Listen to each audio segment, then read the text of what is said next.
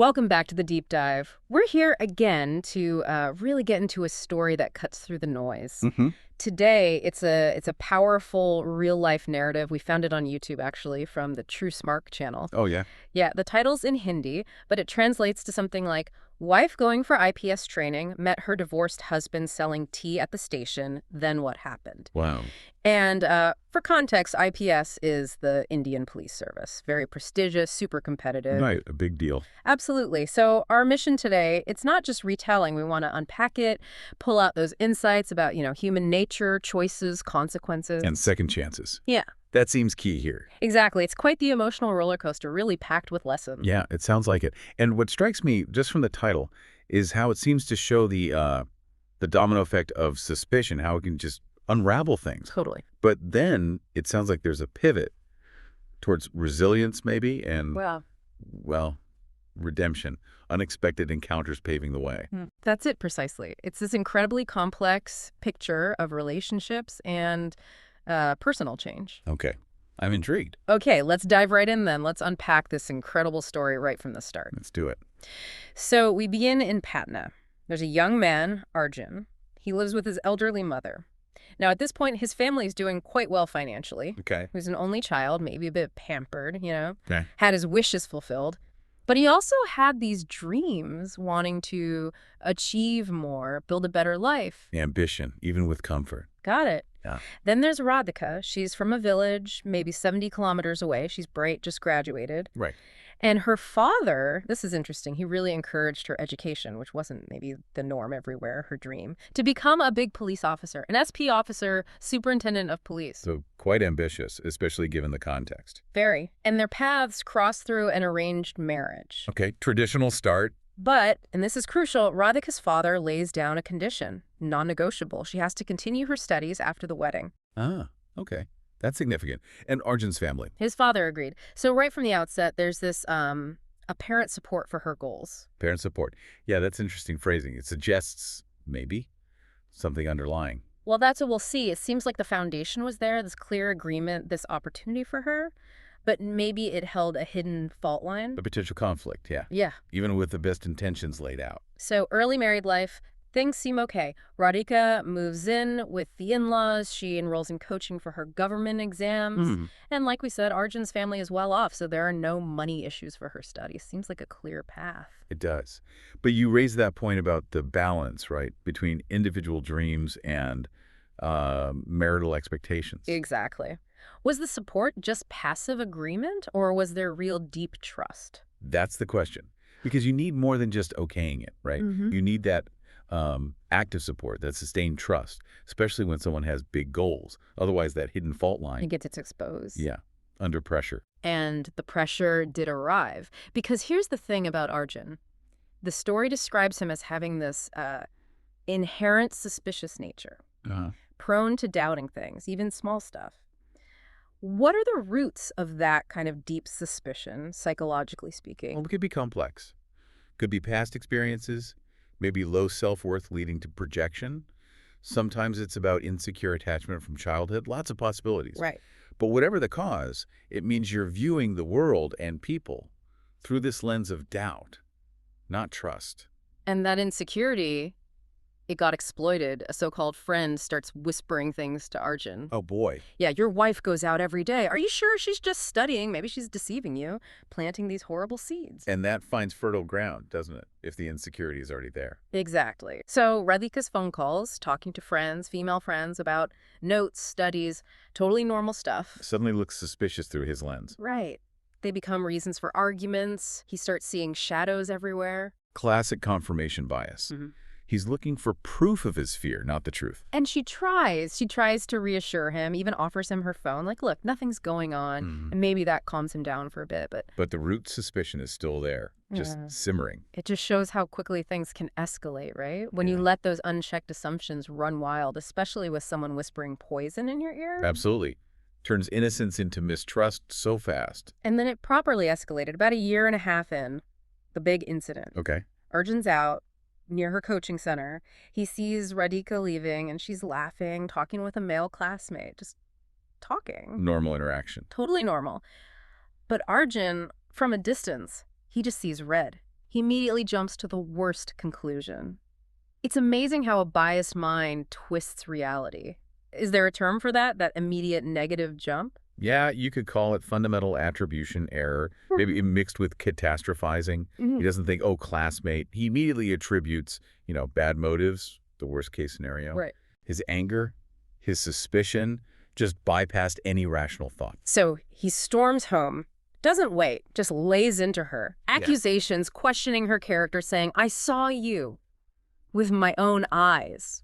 Oh, terrible. She's shocked, tries to explain, but he's furious, beyond listening, and then he slaps her. Wow. His parents, who apparently loved her like a daughter, try to step in. He yells at them. Radhika tries to stop him arguing with his parents, and he slaps her again. That is incredibly destructive. Unchecked anger just boiling over into violence. It's a tragic display of failed emotional regulation. Yes, awful. But Radhika's response, locking herself away, calling her father, demanding clarification later, that's not just pride. No. That's about dignity, integrity. She's saying trust is non-negotiable. Her core self was attacked, and she drew a hard line. Absolutely. Swift and decisive. Locks herself in, calls her dad. He comes, takes her home. And back at her village, she's firm, tells her dad, no way am I going back. Her dad tries to reason, like, arguments happen, but she cuts him off. Dad, it's not the fights. We fought for ages, I never told you. This time, he questioned my character, said he saw me. How can he say that when it's not true? Well, powerful stance. She demands he explain exactly what he saw and where. She wants the truth out. Good for her. Standing her ground on principle. But Arjun, stubborn, convinced she has bad character, won't hear any explanations. His parents are pleading, maybe it was about studies. He ignores them, just digs his heels in. It's that ego defense, isn't it? All right. Protecting his narrative. Admitting he was wrong would mean facing immense shame, so he clings to the false conviction. Cognitive dissonance, big time. So destructive. The end result, Arjun files for divorce. He initiates it. Wow. Yep. And Radhika, hurt, angry at the false accusation, the legal step, she agrees. Both families are devastated, but everyone knows who's at fault here. It's clearly Arjun. A really tragic breakdown. Yeah. So, post-divorce, Radhika, she chooses herself. Her dad suggests remarrying, understandably worried. She refuses, pours everything, all her energy, into studying for that government job. Focuses on her goal. And she nails it, becomes an SP officer, superintendent of police. What a comeback. That's incredible. Such a powerful act of self-reclamation. Yeah. Does having that strong goal help overcome trauma like that, psychologically? Well, absolutely. It's huge. For Radhika, becoming an SP wasn't just a career. It was like a lifeline, a way to channel the pain, the anger into something productive. Gives the agency back, right? Well, control. Exactly. When her personal life was shattered, this gave her purpose, a path to healing, a way to redefine herself on her own terms. Amazing resilience. But Arjun, his story goes differently. His dad also suggests remarriage. Arjun refuses too, but says he'll just serve his mother. Okay. But then tragedy strikes again. His father gets sick, really sick, apparently consumed with worry about Arjun, the family name, the future. Oh, that's heavy, the weight of it all. And on his deathbed, his father calls Arjun close. Yeah. And tells him, with total conviction, Radhika was innocent. You ruined your life, son. Start over. Wow. Those final words. That must have hit hard. You have to think so. It wasn't just advice. It felt like a legacy of truth. A final plea for redemption from the person he respected most. Why do you think those words finally cut through? Well, it often takes a profound shock, doesn't it? Especially from someone whose love and judgment you implicitly trust. His father's dying words, that authority. Maybe bypassed Arjun's ego defenses finally? Planted doubt about his own story? Yeah. And it gets really interesting here because after his father dies, those words just haunt him, echoing, making him question everything. So he finally decides to do it. He goes back to Radhika's old coaching institute to investigate. He actually checks, finally seeks the truth. He does. And the truth he finds, it's painful, undeniable. Everyone there confirms it. Radhika treated all the guys like brothers, always respectful, used Paya. There was absolutely nothing to his suspicions. Nothing. Oh, the weight of that realization after all this time. He's just filled with this crushing shame, remorse. The truth he fought so hard against just slams into him. That parental wisdom, his father's faith, finally pushed him. But yeah, the shame. That's a powerful, often paralyzing emotion. It certainly was for him. He couldn't face Radhika, couldn't confess. He goes home, cries to his mother, falls into deep depression, starts drinking heavily. Downward spiral. Totally. His business collapses. His mother gets seriously ill, too. It's just compounding crises. Guilt, self-destruction. Trapped in that cycle. And 6 years go by like this. 6 long years. He loses their home. His health is terrible. They're basically destitute. From well off to nothing. Such a steep fall, caused by his own actions. Then another turning point. One evening, his mother sees him drunk again. She cries all night. The next morning, she confronts him. Like his father did. Yeah. Holds his hand, makes this heartfelt plea, echoing his dad's words. Tells him, my time is short too. Please take care of yourself. Turn things around. Wow. That double impact, father's dying words, now mother's plea. It's a powerful wake-up call. It seems to be. It shows him the cost, right? Not just to him, but to the last person he has left. Yeah, the ripple effect of his actions laid bare. He's deeply moved, promises her right then no more drinking, and he sticks to it. Starts looking for work, anything. A new resolve. And inspiration strikes, ironically, at the railway station. Seeing the tea and pakora sellers, the kind of humble work his family probably looked down on before. Full circle, in a way. Yeah. He chooses agency now. His mom, despite being sick, starts making tea and pakoras at home. He goes out, sells them on the trains. Takes courage. Definitely. And his first earnings, that feeling of honest work. It brings him real joy. He saves 15,000 rupees in a month after expenses. That's significant progress, rebuilding step by step. His mom suggests remarriage again later. He refuses, still thinking of Radhika, his mistakes. Says he'll just serve his mother. Still carrying that weight. Then just an ordinary day selling pakoras on the train. And everything changes. Okay. He notices this woman, sitting quietly, face covered with a dupatta, just her eyes showing. She refuses pakoras. But he feels this pull. He recognizes the eyes. No. Yeah. As he moves on, she starts following him. Wow.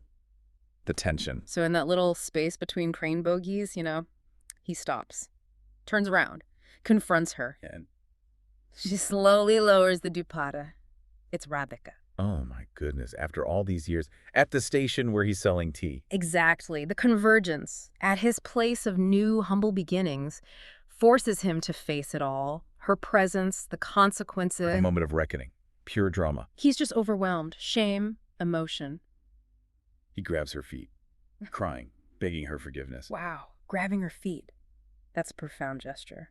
What's the significance of that psychologically? It's total surrender, isn't it? Vulnerability. In many cultures, it's the ultimate sign of respect, acknowledging wrongdoing, the other person's moral standing. It's him physically showing his remorse. Atonement. Powerful nonverbal communication, and her reaction. She sees his humility, lifts him up, asks him, maybe with a mix of things in her voice, why now? Why apologize now? Fair question. And then she gives him this incredible gift, forgiveness. Says she forgave him long ago. Long ago. That's fascinating. What does that say about forgiveness? That it can be a personal thing separate from the other person. Absolutely. That's a key insight, right? Forgiveness often isn't for the other person's benefit, but for your own. Releasing the anger, the bitterness. Letting go of the burden. Yeah. It sounds like Radhika did that internal work years ago. Moved forward for herself, whether he ever showed up or not. The forgiveness was for her first. Which then allowed her to extend it, maybe. Perhaps. So Arjun just pours out the whole story. His dad's death, the business failing, his mom's illness, their poverty now. The full picture of his downfall. Radhika is shocked. She had no idea how far he'd fallen from that comfortable life they once shared. Then he explains why he's apologizing now, the father's words, the investigation, finding out the truth about the classmate. Okay, so context is everything. Her first reaction, she tells him basically, forget the past, live your life, and starts to leave. Understandable. Protecting herself, wanting to move on. But then, Bruh. she stops, comes back. What changed? Well, maybe hearing the whole story, seeing his transformation, his genuine remorse, his suffering, it sparked something else. Empathy, maybe? Yeah, the full context of his journey, his self-awareness, that maybe opened the door to a different possibility in her mind. So she asks about his mother's health. He says she's stable now. He then hesitantly asks about her life. The reveal. She tells him, I became an SP officer. I'm actually on my way to training right now. Wow, must have blown him away. He's overjoyed for her, genuinely happy, commending her success. A bittersweet moment for him, surely. He starts to leave, probably feeling that gulf between their lives now, but she calls him back. Okay. And proposes it. Let's live together again. Whoa. just like that. That's a huge leap of faith for her. Massive. He refuses at first, feels totally unworthy. I'm a bad person, he says. I'm not fit for you. That deep-seated shame is still there. But what did she see in him to make that offer? She must have seen beyond the bad person label he put on himself.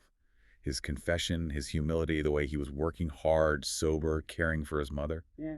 She saw profound change. Maturation. Right. Not the same guy. No.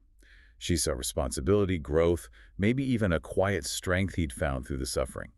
It says a lot about her own strength and emotional intelligence that she could see past the history. So Radhika gets practical, asks for his number to talk to his mom. Smart move.